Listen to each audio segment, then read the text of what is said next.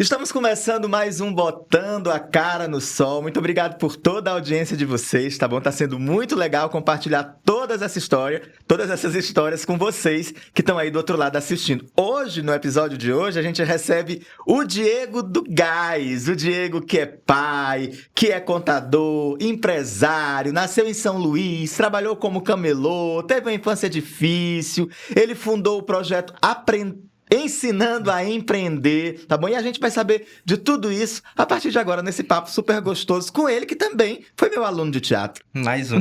Mais um. Boa noite. É um prazer, Júnior, estar aqui, lhe revendo depois de algum tempo, né, pessoalmente. Fui seu aluno, lá em anos 2000 e Faz alguma um bom coisa. tempo. Acho que primeira turma do projeto Beija-Flor. Eu acho que ali era um projeto de teatro do governo municipal, acho que ali era o governo do Chico Leitoa, que incentivou o teatro nas escolas. Era um grupo de teatro experimental, né? Que era o Isso. Teatro Experimental do município, e o Diego fez parte dessa primeira turma, que eu acho que ali foi, na verdade, ali foi a célula do projeto Beija-Flor, que hoje se tornou Escola Beija-Flor. Vamos falar um pouco daquilo ali. Aquilo foi importante para você, Diego? Eu acho que ali talvez seja um marco da minha adolescência, né? Na rede municipal, muito tímido, que ainda hoje sou, mesmo com a vida já com uma experiência no mercado de trabalho muito grande, em todas as áreas. Mas ali despertou um lado que eu não tinha de comunicação, de desenvolvimento. E aquela foi um pontapé, e ele me levou para o mercado de trabalho. Consegui meu primeiro emprego no Grupo Claudino. A desenvoltura, talvez, daquele curso na época ajudou eu a ser um bom vendedor. Com 17 anos, fui vendedor de eletrodoméstico. Aqui na Gurita, bem aqui no Paraíba, do lado do Frigotil. E ali começou minha vida profissional, né? Primeiro comecei lá como auxiliar de serviços gerais. Rapidamente a minha desenvoltura, graças ao meu professor Júnior, de comunicação, me levou para as vendas, e aí de lá saí e fui para o Banco do Nordeste, onde aprendi a empreender, conheci os pequenos empresários de Timon, trabalhando com aquela questão do microcrédito, hoje conhecido, popularizou como Crédito Amigo, né? Pode falar o nome da empresa. Ótimo. E a gente trabalhava, lidava com os empresários, vendo a realidade, já estudando, fazendo o curso de contabilidade. E conheci, passei bom tempo, me tornei coordenador aqui em Timon. Fui trabalhar fora através do Banco do Nordeste, e me deu uma boa experiência de vida, de conhecer a realidade dos empreendedores, né? E aí, através desse, você falou aí, né, Ensinando a Empreender, é um serviço que a gente eu disponibilizo para pequenos empresários que estão começando nas suas atividades, a dar uma orientação inicial básica de contabilidade, de fluxo de caixa, de organização, de como ele tem que lidar para que ele possa crescer, de ele montar, dele entender que o produto dele tem um custo, tem uma necessidade dele colocar um lucro, para que aquilo possa se tornar algo sustentável. E aí, passei 6, 7 anos no Banco do Nordeste, resolvi sair e empreender para mim mesmo, né? Montar a empresa Diego Gás. Lá pelos anos de 2014, a gente entrou nesse Já tá com ramo. um tempinho, né? Já fazemos 10 anos agora, em junho. 10 anos. E, graças a Deus, hoje somos referência no mercado, nessa questão do GLP, do gás de cozinha. Todo dia mandando o gásinho lá para casa, lá da patroa, lidando com as pessoas. Vou já pegar esse telefone aqui para poder mandar um gásinho lá para cá. Eita, mas tem muito. Diego, vamos voltar nessa história do Projeto Beija-Flor, porque eu particularmente acho o Projeto Beija-Flor um projeto que hoje é uma escola de artes muito fundamental na vida dos alunos que lá estão, né? O que você acha disso? Você falou que o projeto lhe impulsionou nessa desenvoltura e tudo. Hoje é uma escola do governo municipal, é uma escola com todo o aparato necessário. Você acha isso importante para os adolescentes, crianças da nossa cidade? Acho, não tenho certeza. Hoje um projeto desse tipo, ele não tem nem comparação na transformação das vidas desses jovens que pode ser feito. Aprendendo não só o teatro, mas violão, outras, tem várias modalidades lá, né? Consegue fazer que sociabilize, porque hoje as redes sociais o que eu vejo, Júnior, é que ela lhe deu um leque de informações, de conhecimento, mas dificulta, principalmente para os adolescentes, os jovens, conseguir essa comunicação cara a cara, falar. Quando sai de trás da tela, para se expor na tela, talvez eles não consigam ter essa desenvoltura de chegar, só consegue falar através das redes sociais. Mas na nossa vida, no nosso dia a dia, no nosso cotidiano, a gente precisa de relações pessoais. E relações pessoais são fundadas com boas instruções, com boas orientações, com bons professores, mostrando a sensibilidade que só, principalmente, projetos sociais que conseguem mostrar. Que é um professor de violão, ensinando uma melodia, ensinando uma canção, no teatro, uma encenação, essas coisas que ensinam. E eu acho que a gente pode até acrescentar, principalmente no projeto, vou deixar aqui uma deixa, se alguém tiver aí da administração assistir, né? A gente pode incluir hoje o empreendedorismo, principalmente para os jovens, para que eles aprendam a comercializar, para que eles aprendam a entender o quanto investir, porque eles são muito inteligentes. Hoje a gente vê os blogueiros e os novos que conseguem se desenvolver, né? Eles têm tanta ideia. Imagina se essas ideias fossem convertidas para vender uma camisa, para vender qualquer objeto. Sim. Então, esses meninos, eles têm um potencial brilhante. E isso só se consegue através de projetos igual o Projeto Beija-Flor. Eu falei especificamente da escola Beija-Flor, né? Porque você veio de lá, mas eu tenho tido a oportunidade de visitar algumas escolas e vejo a qualidade de ensino, de estrutura das escolas do nosso município, né? Isso aí é referência, né? Os índices, quando nós pegamos os índices do IDEB, demonstram a realidade, demonstram a qualidade que é prestada no ensino público. E eu posso falar com convicção que estudei na rede pública quando ela não tinha essa qualidade e consegui vencer. Estudei no Colégio João Fonseca, que é do Parque Alvorada, estudei no antigo Corte Civil, estudei na creche Tia Marica. E aí consegui passar no vestibular e tal, estudei mesmo na rede pública com toda a dificuldade, fiz um concurso, coisa que muita gente coloca que só é para quem tem um estudo mais seletivo, que veio, às vezes, de uma faculdade de melhor qualidade, ou estudou numa rede privada, né? E na época só tinha uma vaga. Por sinal, o concurso que eu passei, que aqui do município, tem o maior orgulho do mundo de ser contador do nosso município, de trabalhar hoje, né? Hoje estou à disposição da Secretaria do Meio Ambiente, sou contador lá de origem, mas a maior parte do meu serviço público dentro do município é na arrecadação, é conhecendo os números. E onde foi que me deu todo esse embasamento? Foi a nossa rede municipal. E imagina esses meninos que hoje estão tendo um ensino de qualidade. O potencial que não pode ser. Então, assim, eu fico muito feliz quando vejo a situação e que continue evoluindo mais e mais a nossa educação do nosso município. Hoje você é contador, né? Mas você foi vendedor, você falou aí um currículo vastíssimo. Se a gente recapitular. Que me cansou. Mas, Diego, assim, o que te leva para a contabilidade, depois de ter passado por todas essas áreas? O que faz você escolher especificamente a contabilidade? Acho que uma coisa foi casando com a outra. Comecei com a venda, né? Isso, vendedor, e aí passei, na época fui trabalhar no banco, já fazia o curso de contabilidade, que era um curso ofertado aqui na época na faculdade. Era uma das poucas opções que tinham. E assim, não fui eu que procurei a contabilidade, foi a contabilidade que me procurou, né?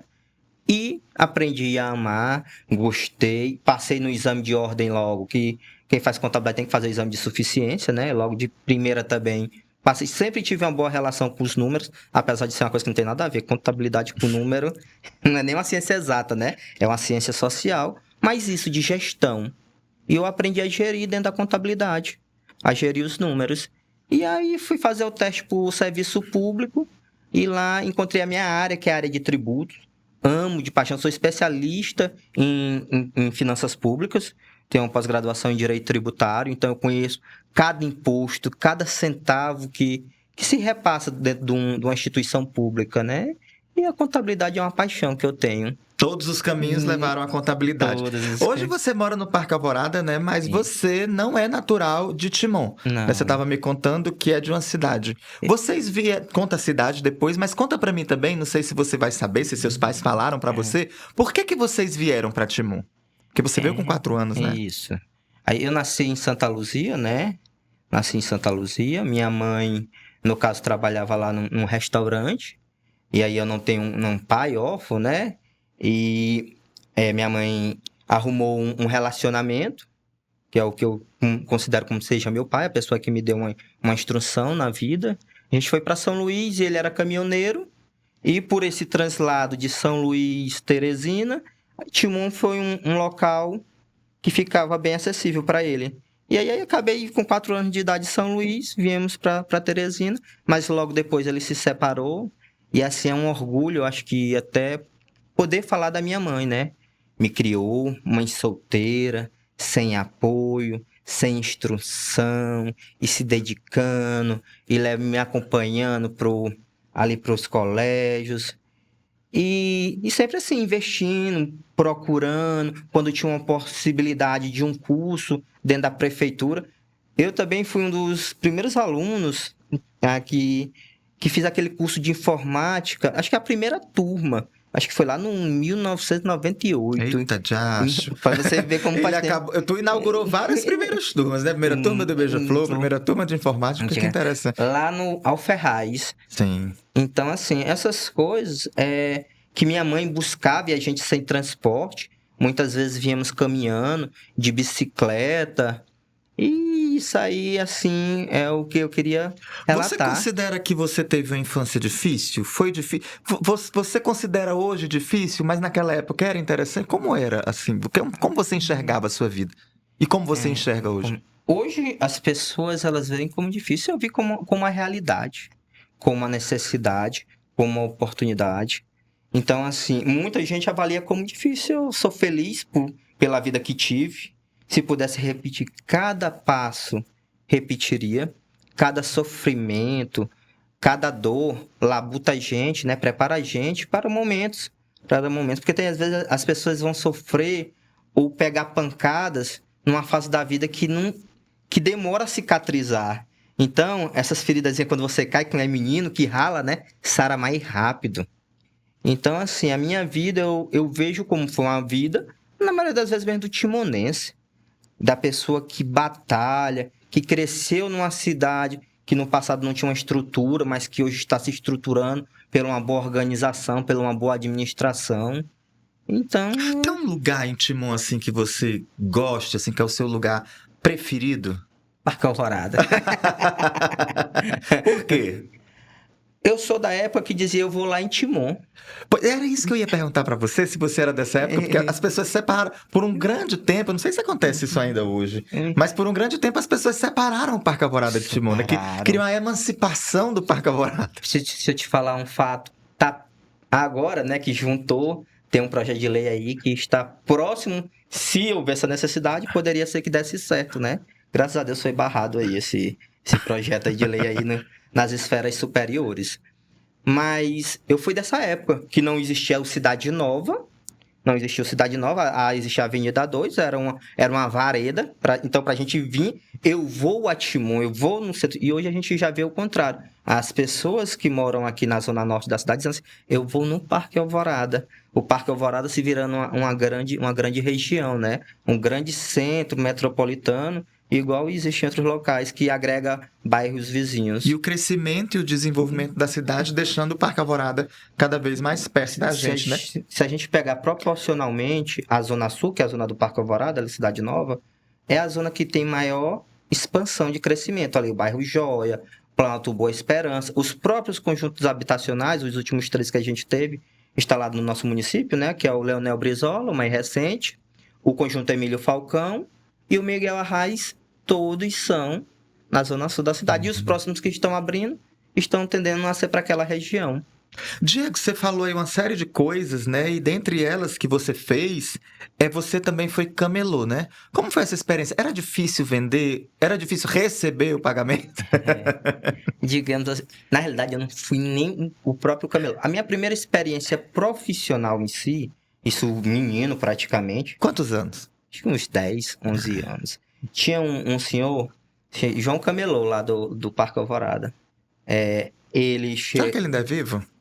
Eu acho que ele é. Não tenho mais o contato dele, mas bom lembrando desse fato, né? Vou até procurar, ver se eu consigo falar com ele novamente. E aí ele chegou uma vez lá na casa da minha mãe, tentando vender e tudo. E aí me saiu, foi com eu para preencher as fichas. Ele tinha a dificuldade da caligrafia. Ah, você era o auxiliar do camelô. Isso, o auxiliar do camelô. A gente botava, sentava na moto, botava umas panelas, uns panos assim, e aí saía com ele para preencher as fichas. E aí depois disso aí foi onde eu cheguei ao Paraíba, né? Onde fui auxiliar de serviços gerais, que para mim é minha referência. Eu falo muito no Paraíba porque ele é minha referência. Eu digo que sem ele eu não teria chegado em nenhum outro local. E lá fui vendedor externo. De auxiliar de serviços gerais, você foi para vendedor externo. Então foi um up, né? Foi na sua carreira. Você sofreu preconceito por conta de ser auxiliar de serviços gerais? Sim. Né? Porque a gente sofre, a gente vive numa sociedade que não tem como negar. Foi ruim? Foi doloroso. Não vou dizer que não é. Sim. Jovem, muito jovem, tendo que ser faxineiro. Na época tinha um colégio júnior, o colégio, acho que é mais. Na época era o nome ali na frente. Sim, menino tendo que passar o pano e as meninas lá e todo mundo. E os jovens ainda. Mas eram nossas ordens do ofício. E a gente vai crescendo com isso, E vai crescendo, vai amadurecendo. E aí virei vendedor externo, conheci a cidade andando. Rua por rua, bairro. Na época que o Paraíba a gente ia vendendo com a maletinha, que o braço ficava até um pouco maior do que o outro, que ela pesava, com as fichas, né? E aqueles catálogos, Os catálogos, e aí batendo de porta em porta e o carro de som atrás, fiscalizando. E tinha que vender para bater a meta. Mas você batia a meta? Batia. Diego, em toda essa sua trajetória, quem é que você destaca assim que te ajudou? Muita gente. Muita gente mesmo. Mas alguém marcante, eu acho que eu tive um coordenador, na época da São José, se chamava Cesimar. Esse era o coordenador do curso de contabilidade. Olha só, sendo vendedor externo, andando de ônibus, na época do J. Veloso, da Dois Irmãos. O dia inteiro, né? O dia inteiro. E aí chegava às 6 horas. E isso com 18 anos, eu comecei a fazer a faculdade com 17. E nessa correria, nessa labuta, eu ia pra faculdade. Chegando lá, muitas das vezes, o dia todinho no sol quente, entrava na sala, dormia no ar-condicionado. E aí eu cheguei na época no quarto período, eu tava reprovado, acho que bem numas 10 matérias já, não tinha nem praticamente chance, né? E aí o Cesimar conhecia a minha história de luta, e isso aí é uma das coisas assim que marca a minha vida e marcou esse dia a minha vida. E chegou na época, era do terceiro, não era nem o quarto período, era do terceiro pro quarto período. Eu cheguei já, do terceiro pro quarto período, tinha feito 12 disciplinas, eu tava com as 10 que não tinha condição de aprovação. Trabalhando como vendedor externo, e aquilo eu usava como desculpa para mim não cansaço, né? Saía da faculdade de São José, às vezes 10 horas, já perdi 9 horas, perdi o último ônibus, pegavam no Conjunto Boa Vista, que na época era lá no Conjunto Boa Vista, 10 horas, e descia, eu morava no Parque Alvorada, ali, quem sabe, na época, na altura da Rua 12, que é da feira, eu descia aqui na BR, na 316. Aí ainda ia a pé? E ainda ia a pé. Minha Nossa Senhora. 1,5 km, toda noite. Era a distância lá da São José, da pista até a residência da minha mãe. E aí eu cheguei nesse terceiro pro quarto período, Júnior, e ele chegou assim, eu me despedi da turma, que eu não tinha continuidade de fazer, né? E ele, como era uma pessoa sempre muito cordial comigo, fui me despedir dele, que eu tinha noção que eu não poderia continuar. Que eu não poderia continuar mais estudando, porque não ia fazer conta em recuperações. E nem em recuperações eu não ia passar.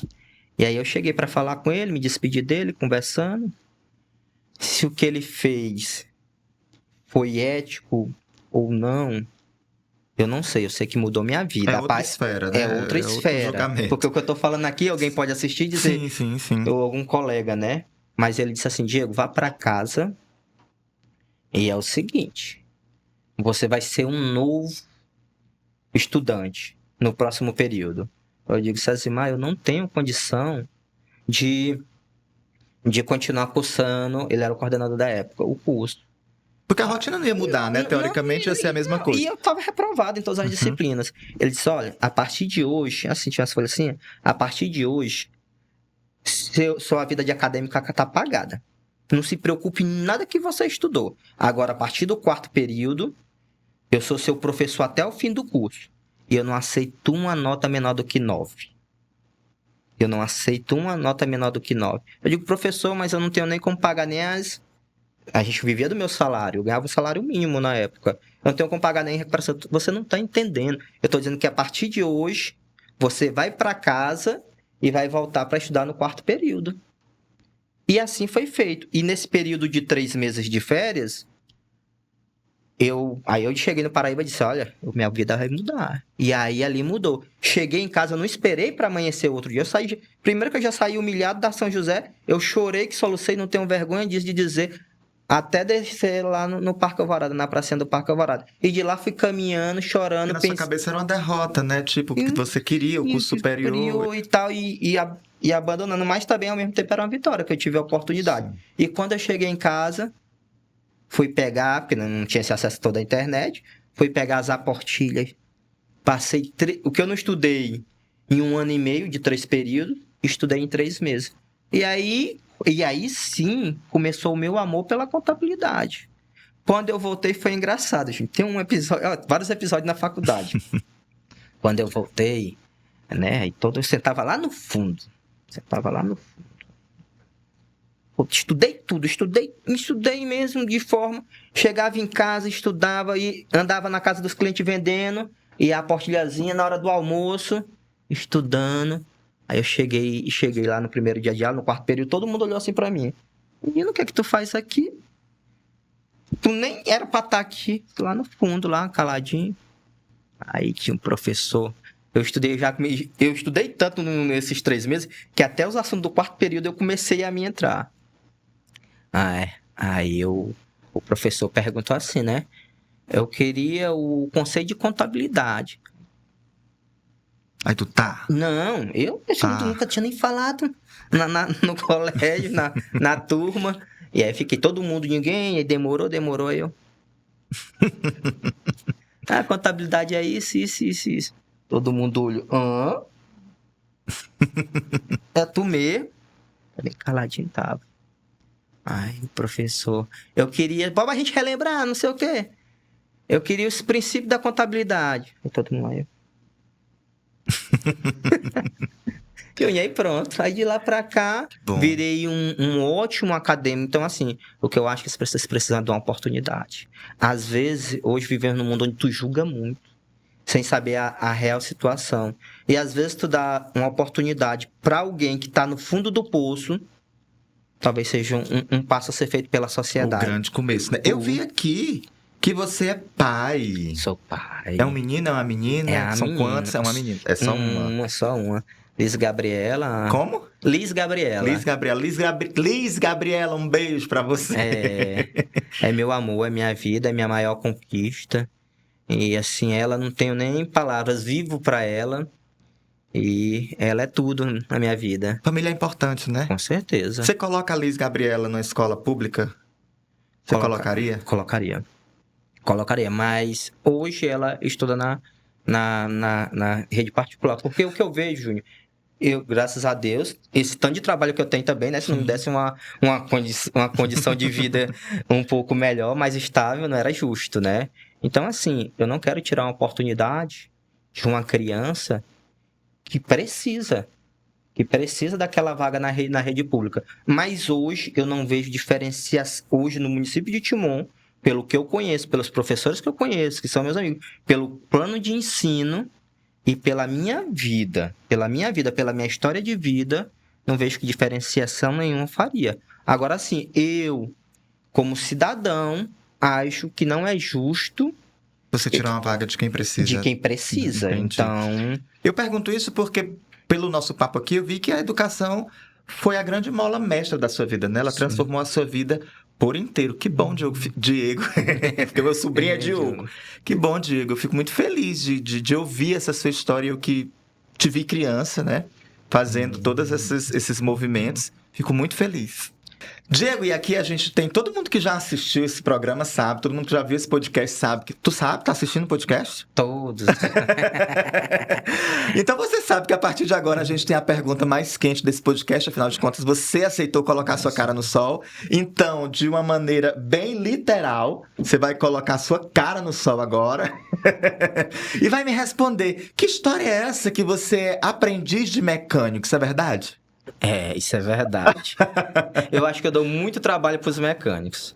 Eu tenho um hobby que é da manutenção, a curiosidade mesmo, da manutenção nos meus veículos, né? Sempre tive carro velho, que nem a minha história já foi relatada aqui, me levou, então assim, meu primeiro veículo foi velho e a gente foi trocando e às vezes a condição financeira da gente não facilitava pagar, né? Então a curiosidade para consertar era uma situação financeira. E aí eu fui criando um amor pela mecânica. Eu digo, se eu tivesse, talvez, ainda no futuro, até digo, quando eu resolver alguns projetos que eu tenho, talvez eu vá me dedicar a essa área ainda no Vai ser Diego do Gás e da Automecânica. E da automecânica. Diego, mais uma vez... Pronto, pode tirar, não se queima. Ave Maria. Diego, mais uma vez, muito obrigado por ter vindo. Muito obrigado por ter vindo falar a sua história. Eu fico muito feliz em ouvir histórias que são transformadas pela educação e a sua é uma delas. Muito obrigado mesmo por ter topado botar a cara no sol aqui com a gente. Obrigado, só agradecer. E esse, se eu pudesse deixar esse é o recado. A educação realmente transforma, ela não escolhe, ela não diferencia. Ela resolve a vida das pessoas. Então, Júnior, obrigado por ter sido meu professor lá no passado e dado uma contribuição na minha vida como pessoa. Então, só agradecer. Muito feliz por hoje. Obrigado. Gente, você, olha aí. Pronto, já fica uma dica para você colocar aí nos comentários se sua vida foi transformada pela educação, como foi, se você conhece alguém que teve a vida transformada pela educação. São histórias realmente muito lindas, todas que advêm da educação. E claro, tem um monte de vídeo aí para você acionar na sua playlist e conferir todos os episódios do Botando a Cara no Sol e a gente se encontra no nosso próximo episódio.